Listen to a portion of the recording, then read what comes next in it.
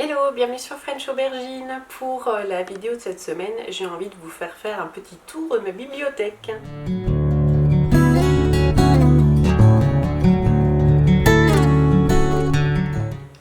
Alors j'ai profité d'un peu de temps libre pour ranger et réorganiser ma bibliothèque parce que je pense que comme tout le monde, c'est ranger un temps et au fur et à mesure que je rajoute des ouvrages, je les mets là où il y a de la place plutôt que de les mettre là où il faudrait qu'ils soient. Donc maintenant que tout est bien rangé, j'en profite pour vous montrer un petit tour d'horizon de tout ce que j'ai chez moi. Alors vous verrez, la vidéo a été filmée au téléphone portable, donc la qualité son et vidéo est pas optimale, mais vraiment avec le réflexe c'était trop chiant, j'arrêtais pas de galérer parce qu'il n'y a pas de, comment on dit déjà, le truc qui empêche que ça bouge, enfin voilà, il n'y a pas de gyroscope, je sais plus comment ça s'appelle, et du coup c'était trop la galère alors que le téléphone, il y en a un, donc du coup ce sera plus simple comme ça.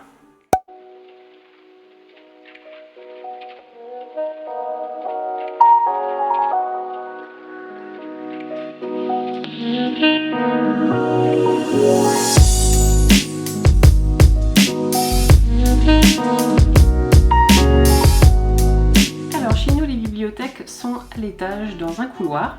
Je m'excuse pour le son et l'image, je filme en fait avec mon téléphone portable parce que c'était beaucoup trop chiant avec mon réflexe. Donc ça me permet de vous faire un petit tour. Donc j'en ai par ici, j'en ai par là et j'en ai aussi par là. Voilà, alors je vais pas vous détailler tout ce qu'il y a dans mes bibliothèques, mais je vais vous faire un petit tour d'horizon de ce que j'ai pour le moment. Alors on commence avec cette première double colonne qui est donc bien sûr du Ikea comme tout le monde quasiment. En haut je vais avoir donc mes Connie Willis et du Emily Autumn. Un jour je vous parlerai de ce roman, il est assez génial. À côté j'ai les collections Cranford que je suis en train d'acheter au fur et à mesure. Je laisse un peu de place pour la suite mais je sais que tout ne rentrera pas là-dedans, donc il va falloir que je déménage à un moment ou un autre. Cette double case là contient tous mes romans de science-fiction, donc vous voyez j'en ai pas énormément. Hein. En dessous on repasse à de la fantasy, sauf Jurassic Park et Watership Down, mais je savais pas où les mettre donc ils sont là. Et en dessous de nouveau de la fantasy et tous mes romans de chez Inis, donc Perfect Blue c'est pas de la fantasy, hein, c'est du thriller. Voilà, en dessous, de nouveau de la fantasy, donc il va y avoir du Terre-Mer, du Disque Monde, du Feijen et du Pierre Grimbert. Et en bas, ce sont des vestiges de ma scolarité, à savoir mes dictionnaires de japonais et de chinois qui m'ont servi pendant mes études, ainsi que des livres de méthode. Alors, deuxième étagère, ici j'ai tout ce qui est young adulte, donc avec beaucoup de Sarah J. Maas. D'ailleurs j'ai pas encore lu tout ce qui est là-dessus, hein. J'ai pas encore lu les Grisha ni tous les Swan of Glass, mais j'ai pris le coffret intégral tout de suite parce que j'étais sûre que ça allait me plaire. Voilà. En dessous, on commence avec les livres de jeux vidéo, donc Animal Crossing, du Sonic, des guides et des artbooks, donc du Zelda, du Dragon Age, Horizon Zero Dawn, tout ça. Voilà. Et en dessous, pareil, ce sont des guides stratégiques et des artbooks de jeux vidéo. Et un coffret avec toute une collecte de guides stratégiques de Zelda. Alors, dans ce petit coffret collector, on a en fait tous les guides de tous les Zelda qui étaient dispo. Voilà, avec une jolie plaque dorée. Alors, on reste dans le jeu vidéo avec cette colonne-là qui est principalement composée des collections de livres, de revues sur le jeu vidéo qui appartiennent à mon chéri. Voilà. Alors, on va avoir la collection du magazine Pix & Love, les 2 volumes sur les livres qui expliquent Dark Souls, Bloodborne et tout ça. La fille qui explique vachement bien. Toute une collection de IG Magazine. Des éditions spéciales de chez Pix & Love. On noterait les petites mini-bornes d'arcade choupi. Voilà, des guides stratégiques, des bibles par console. Voilà, voilà. Alors, on passe à la bibliothèque suivante. Ce niveau-là est consacré principalement à Anne Rice. J'avais une folie Anne Rice. Je l'ai beaucoup moins aujourd'hui, je dois dire que les dernières choses que j'ai lues d'elle ne m'ont pas beaucoup plu. Il me reste Prince Lestat que j'ai pas encore lu, mais il faut que j'ai un peu peur après Le Don du Loup que j'ai pas aimé et qui est encore là d'ailleurs, et Le Domaine Blackwood très mitigé, bon. Et là derrière, j'ai encore quelques romans qui parlent de vampires, donc Dracula notamment, le Joyeux de 7 étoiles qui est pas vraiment, c'est pas vraiment du vampire mais c'est pas grave, c'est du Bram Stoker donc j'ai mis ensemble, Poppy Z. Bride, etc.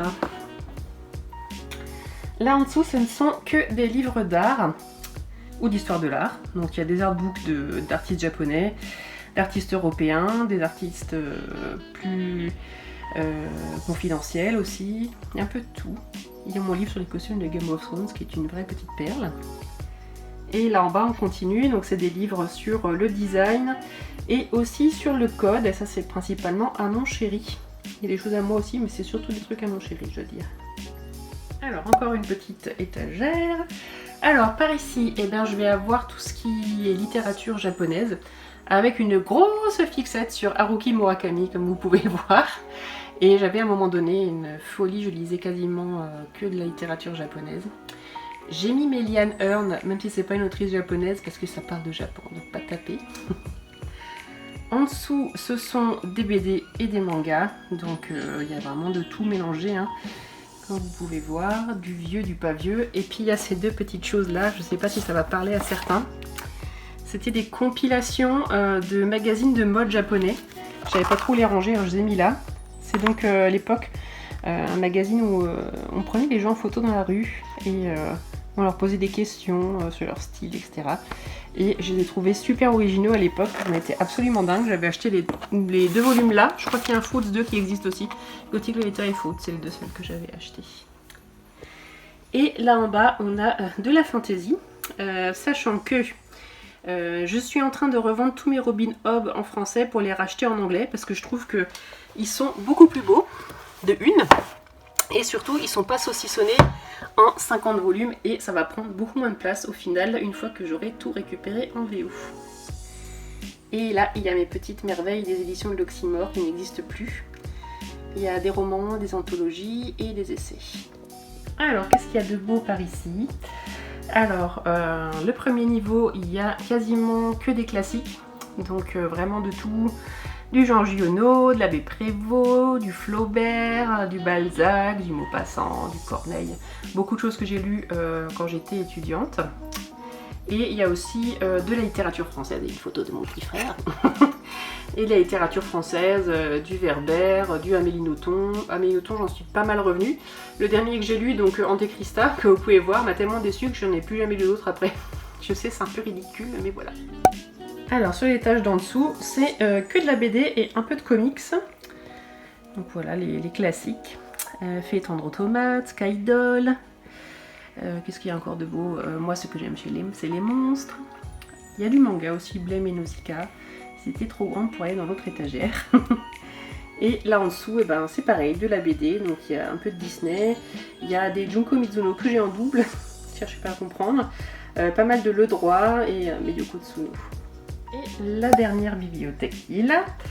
Alors là-haut, je vais avoir l'intégrale de Millennium, un peu de littérature américaine contemporaine et aussi un petit peu des classiques et tous nos guides de voyage. Là en bas, on va avoir des livres d'astronomie qui sont à mon chéri et toutes sortes de livres, je sais pas, je peux pas appeler ça du développement personnel, mais des aides à la réflexion, on va dire, des livres de méditation, ça c'est moi, des livres d'histoire, la biographie de Marie-Antoinette que je ne savais pas où ranger, et des livres de cuisine. Et enfin tout en bas, il y a les Harry Potter que je suis en train de racheter. Après avoir revendu toute ma collecte VF, je les rachète en VO parce que j'ai trouvé plus joli. Il y a le Trône de Fer en VO, le Seigneur des Anneaux et l'Épée de Vérité. Alors, dans cet énorme mur composé de diverses étagères à CD, DVD, Ikea remplis de livres, voilà un petit peu tout ce que j'ai. Alors, c'est principalement des mangas et un peu de fantasy. C'est pas hyper bien classé, mais moi je m'y retrouve. Il y a Mes Indétrônables, Dr Slump, édition de luxe qu'on est en train de racheter au fur et à mesure avec mon chéri. Mes romans des éditions du Chat Noir. l'intégrale du Sorceleur, mes petits romans issus des jeux BioWare, Mass Effect, Dragon Age que j'adore, mes mangas de chez Black Box, mes petites cases réservées au féminisme avec des essais mais aussi des romans, voilà. Du manga en français, notamment les adaptations de Lovecraft dans les super jolies éditions de chez Kiun, trop belles avec simili-cuir. Mes romans de fantasy japonais des 12 royaumes, dont il me manque quelques volumes, alors les prix ils ont tellement décollé que j'ose plus continuer ma série.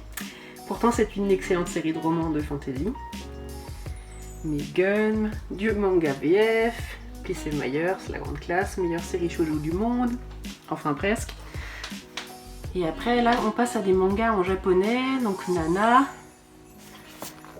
Vampire Miyu pour les plus vieux, édition Samouraï, qui était sortie sans les droits, bravo les mecs. C'est ressorti chez un autre éditeur mais je les ai jamais rachetés. Voilà les Clover en VO, mes Paradise qui sont en VO aussi. Et après c'est des mangas d'auteurs, il y a du Junko Mizuno et puis d'autres trucs un peu plus obscurs. Mes deux grosses bricasses de Lady Oscar que j'adore. En dessous, mes indétrônables Sailor Moon que j'ai racheté en version Pika après avoir donné toute ma collecte à un petit garçon. Ensuite il y a pas mal de shoujo en VO, notamment des Saito Chiyo, c'est l'autrice de Utena. J'avais une grosse folie avec Saito Chiyo à un moment donné. Ça, ce sont les Yuki Oshihara qui sont tous sortis en français me semble-t-il. Voilà, du shoujo de qualité. En dessous on a un petit peu de manga en VF. Notamment ça, j'avais une passion pour Clamp, vous n'avez pas idée. Encore du shoujo en japonais, principalement du Reiko Shimizu. Et là en bas, j'ai quelques vieilleries raretés, je vais quand même vous montrer. Un exemplaire du manga de Candy, qui était sorti dans les années 80 sans les droits. Donc ça c'est un rescapé. On les trouve de temps en temps sur eBay à un prix de ouf, et j'espère bien qu'ils vont sortir un jour dans une vraie version. Et une autre petite vieillerie que j'adore, c'est un tome de Lady Oscar en VO qui date des années 70. Je l'adore. Et là, ça c'est le premier manga que je me suis acheté quand j'étais ado. Video Girl Eye de chez Tonkam. C'était toute une aventure. J'aimais tellement cette série. Et là, quelques vieilleries, des romans dont vous êtes le héros et les Magic Knight Readers moches de chez Manga Player. J'ai failli oublier cette dernière bibliothèque qui se trouve dans mon atelier de couture, comme vous pouvez voir, où il y a des livres de patrons de couture pour poupées en japonais. Donc c'est principalement les Doll Coordinate Recipe qui sont là. Je vous en montre un pour voir. Donc ça proposait des patrons de couture pour les poupées type Blythe, BJD, Poulip, etc. pour lesquels j'ai eu une passion dévorante pendant une bonne dizaine d'années. Je vous montrerai peut-être ma collecte un jour. Et par là en bas, il y a encore d'autres livres. Donc tout ça, c'est des livres de patrons de couture, que ce soit pour humains ou pour poupées. Ils sont quasiment tous en japonais parce que c'était ceux qui me plaisaient le plus à l'époque. Et voilà. Et voilà, c'est tout pour cette vidéo. J'espère que ce petit tour vous aura plu et que vous avez pu découvrir des petits trucs qui vous faisaient envie. N'hésitez pas à me dire en commentaire si c'est le cas. Et puis moi, je vous retrouve lundi prochain pour une nouvelle vidéo. Bisous bisous.